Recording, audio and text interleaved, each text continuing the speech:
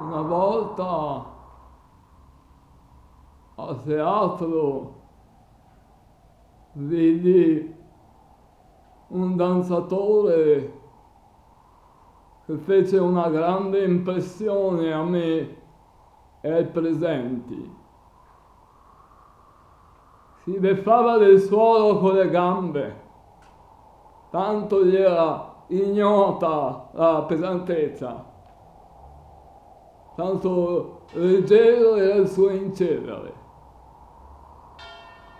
Una musica magica suonava per la sua danza e noi tutti riflettevamo su cosa potesse dirsi più bello.